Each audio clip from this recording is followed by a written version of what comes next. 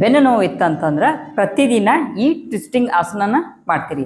So ಮೊದಲು ಕೂತ್ಕೋತೀರಿ, side ಹೊಳ್ರಿ, so ಎರಡು ಕಾಲುಗಳನ್ನು ಚಾಚ್ರಿ, ಸೊ ಬಲಗಾಲನ್ನು ಎಡಗಾಲ ಮೇಲೆ ಇಡ್ತೀರಿ. ಸೊ ಏನು ಪಾದ ಐತಲ್ಲ ಸೊ ಹೊರಗೆ ಬರ್ಬೇಕ್ರಿ ಅದು.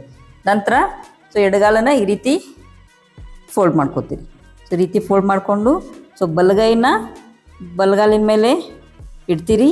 ಸೊ ಇನ್ನೊಂದು ಕೈ ಎಡಗೈ ಸೊ ನಿಮ್ಮ ಪೃಷ್ಠಭಾಗದ ಹಿಂದಿರ್ತೈತಿ. ಸೊ ಈ ಕೈನ ಇಲ್ಲಿ ಒತ್ತಿ ಹಿಡೀರಿ. ಸೊ ಆಮೇಲೆ ಟ್ವಿಸ್ಟ್ ಆಗ್ತೀರಿ, ನಿಮ್ಮ ಶೋಲ್ಡರ್ನ ನೋಡ್ತಾ ಇರ್ತೀರಿ. ಸಹಜವಾದ ಉಸಿರಾಟ ಇರಲಿ. ಸೊ ಸಹಜವಾದ ಉಸಿರಾಟದೊಂದಿಗೆ ಒಂದು 10 ಕೌಂಟ್ ಮಾಡ್ಕೋತೀರಿ. ಇದೇ ಸ್ಥಿತಿಯೊಳಗಿದ್ದ 10 ಕೌಂಟ್ ಮಾಡಿರಿ.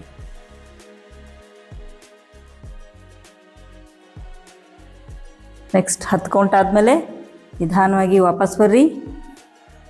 ನೆಕ್ಸ್ಟ್ ಇನ್ನೊಂದು ಕಾಲು ಕೂಡ ಮಾಡಬೇಕ್ರಿ.